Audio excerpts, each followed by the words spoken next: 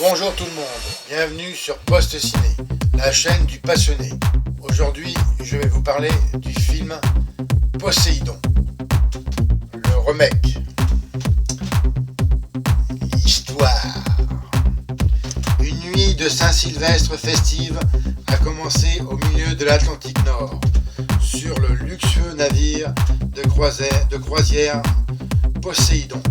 De nombreux passagers se sont rassemblés dans l'opulente salle de bal pour fêter dignement l'événement avec le capitaine Bradford. Pendant ce temps, le second du capitaine scrute avec inquiétude l'horizon du haut de la passerelle. La menace surgit en quelques secondes, sous la forme d'une vague géante de plus de 30 mètres de haut, fonçant à toute allure sur le navire. Le second redresse la barre pour éviter un choc frontal, mais il est déjà trop tard. La muraille d'eau se fracasse avec une violence inouïe sur le paquebot qu'elle retourne, quille en l'air. Quelques centaines de rescapés se retrouvent dans la salle de bal, encore intacte, quoique située sous la ligne de flottaison. Bien. Pour l'anecdote, c'est un film que j'avais enregistré sur la télévision française payante Canal+, la semaine dernière, et que j'ai vu.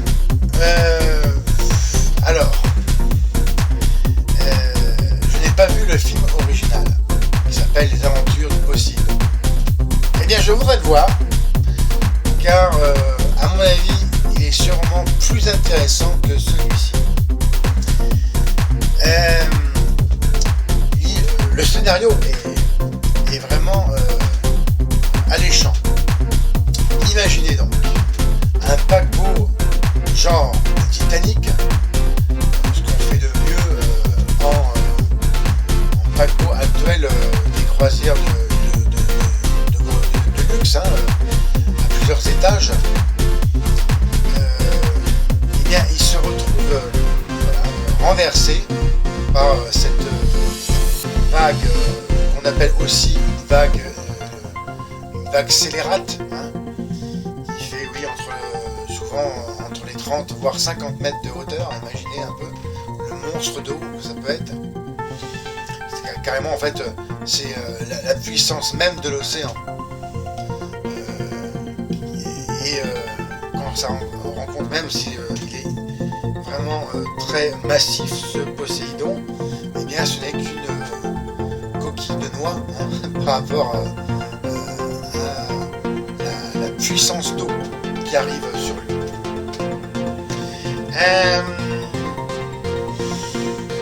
Moi, ce que je reproche fondamentalement à ce film, malgré c'est un scénario qui est vraiment intéressant, qui avait tout pour plaire et pour réussir, et bien, mis à part les effets qui sont assez spectaculaires, les effets spéciaux, je parle, et bien vraiment c'est plombé par toute la psychologie même des personnages. Mis à part deux personnes qui pour moi étaient le plus intéressants pour leur histoire personnelle, les autres ils sont là, ils sont pris au piège, et puis finalement on s'en fout, qu'ils y restent ou qu'ils en sortent. Alors on devient vraiment par la force des choses, vraiment un spectateur passif. C'est vraiment été mon cas. J'étais passif à partir du moment où les deux personnes que je m'intéressais le plus disparaissent, malheureusement.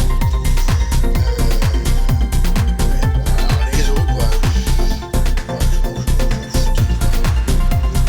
de leur vie, de leur devenir, de leur passé, de leur espoir, de leur sortir vivant. C'est vraiment la grosse déception pour aussi le jeu d'acteur que j'ai trouvé vraiment fade et puis inintéressant, malgré la présence de Kurt Russell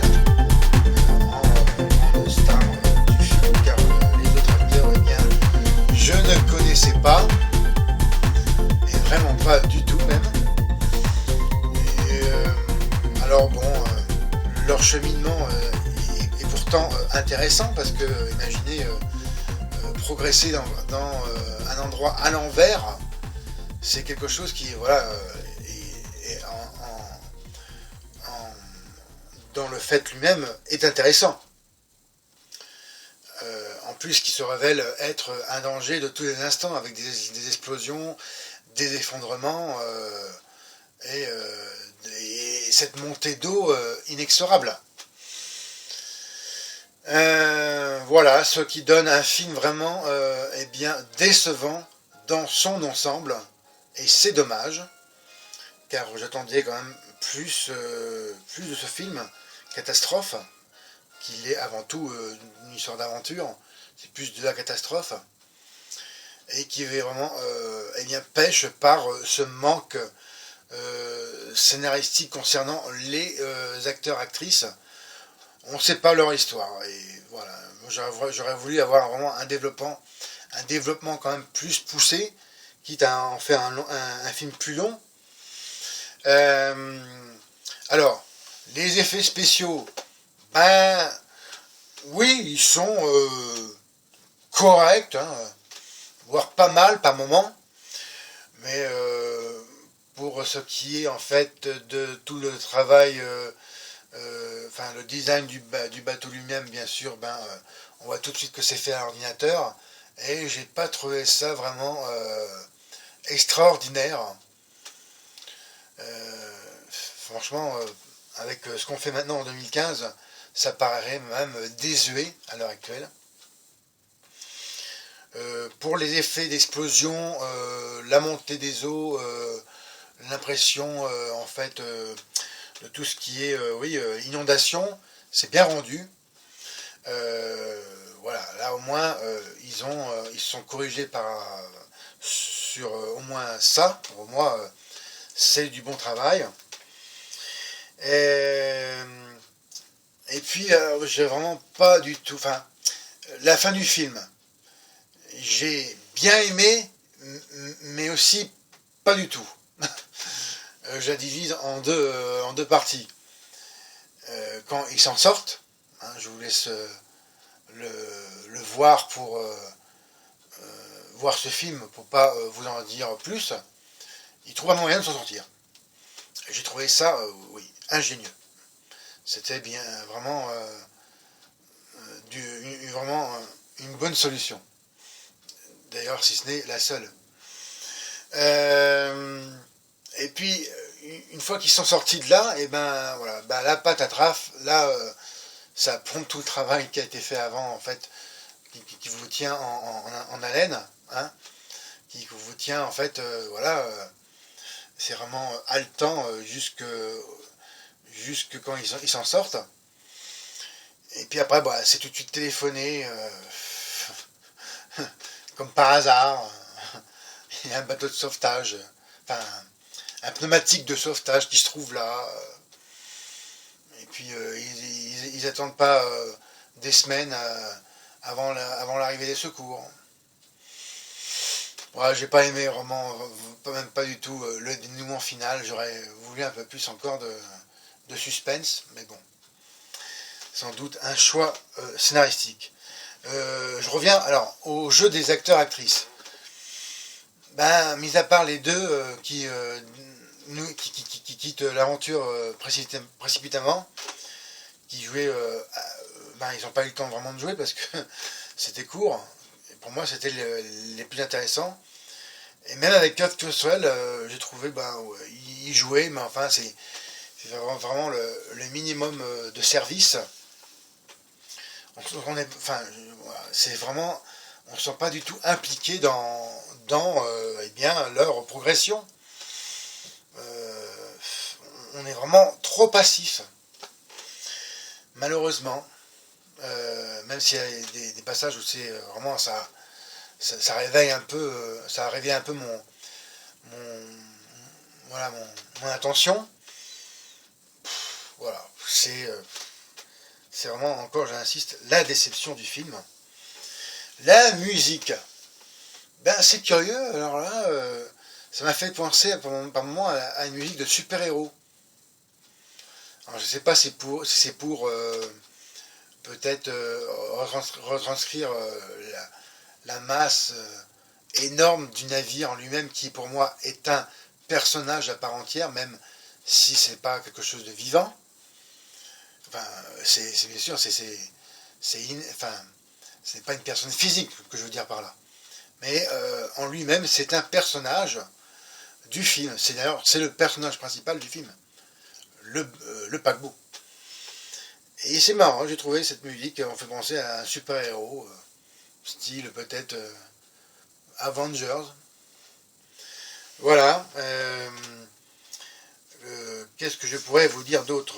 Est-ce que il faut le voir comme une référence du film Catastrophe? Eh bien, moi, je voudrais voir avant tout les aventures du Poséidon, donc le premier film en lui-même.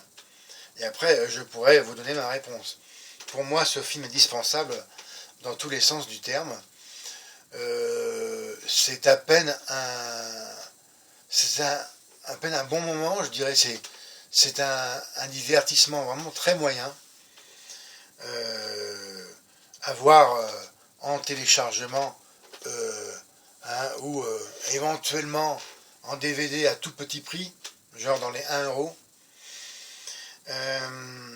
Néanmoins, moi ce qui m'intéresse dans ce film-là, c'est tout ce qui a été la fabrication elle-même,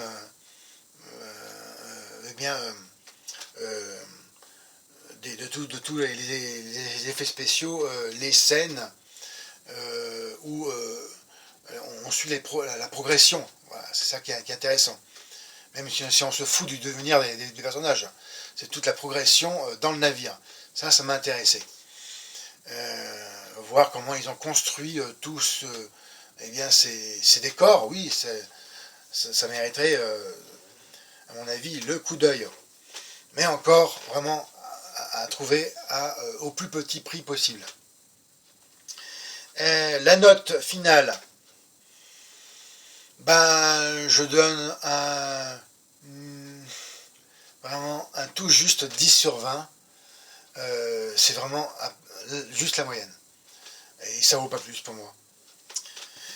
Concernant la fiche technique du film, c'est un film américain, réalisé par Wolfgang Petersen, sorti le 14 juin 2006, d'une durée d'1h38, avec dans les rôles principaux, je l'avais dit, je le redis, Kurt Russell, qui aurait mérité de meilleurs dialogues d'ailleurs, Josh Lucas et Jacinda Barrett dans les rôles principaux.